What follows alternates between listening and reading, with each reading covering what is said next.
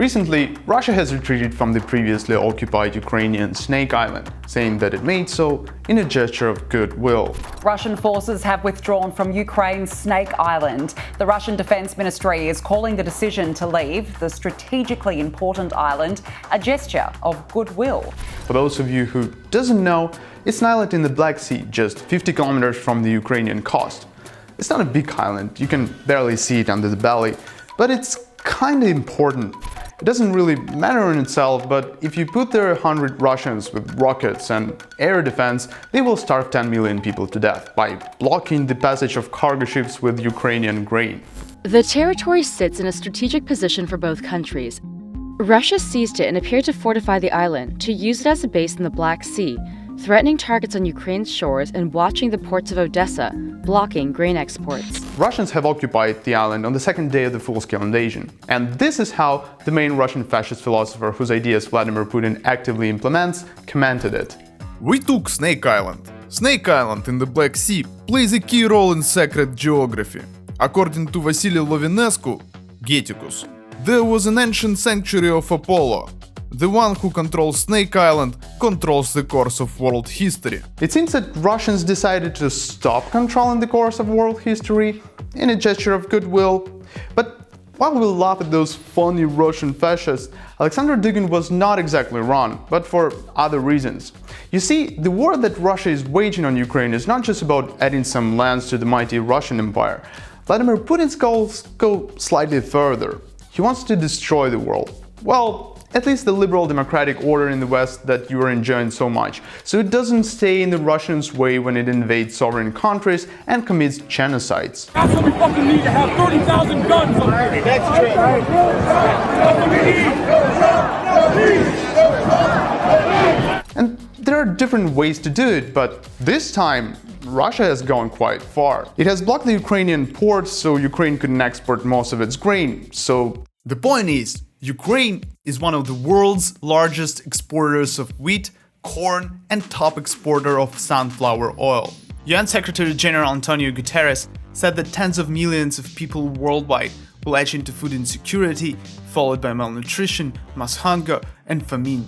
The famine, for instance, in Africa can cause mass migration, which will cause a great crisis in Europe and the US, which will be great news for literally Russian-sponsored far-right politicians like Marine Le Pen and Donald Trump, which will destroy your world. That's why world leaders had spent numerous hours calling Putin and asking him to unblock the passage. And it didn't quite work so well, until suddenly 30 июня в качестве шага доброй воли вооруженные силы Российской Федерации завершили выполнение поставленных задач на острове Змеиный и вывели находившийся там гарнизон.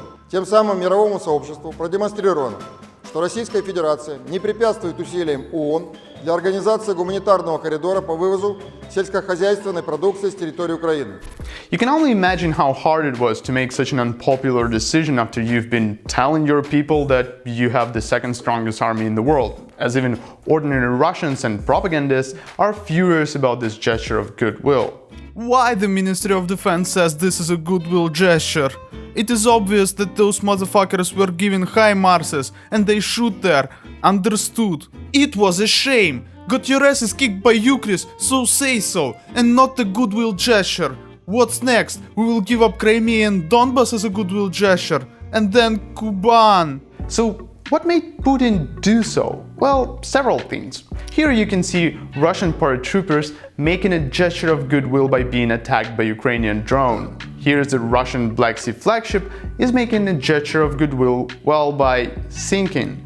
On this video, Russian air defense and rocket system are making a gesture of goodwill by being destroyed by the Western long-range artillery. By the same logic, in 1945, Hitler shot himself in the head as a gesture of goodwill. It almost seems like Russia is really capable of making such gesture of goodwill, and it already did so in the north of the Ukraine. After a month of battles, it just retreated, having a big casualties. The only problem, it needs its ass to be kicked first. Putin's original battle plan appears to have failed. His troops have taken heavy losses and Ukrainian soldiers are recapturing towns. We've seen a withdrawal of Russian troops from the north of the country. Well, let's say of goodwill. You see the paradox. The Western allies are very hesitant about arming Ukraine because they're afraid of provoking Putin and humiliating him. But each time they do so, Putin makes gesture of goodwill and gets the fuck out. What would it mean?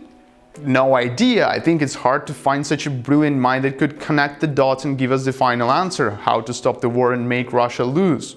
If you didn't get it yet, Russia is like a low-life gangster. It only understands force. And in this particular case, it were French Césars, howitzers, anti-ship Harpoon missiles, and Ukrainian aviation that has constantly destroyed Russian attempts to seize the island and control the whole Black Sea. While some world leaders were trying to find ways not to humiliate Putin, he did not have any problems with humiliating himself both domestically and internationally. And as you can see, it didn't start the nuclear war.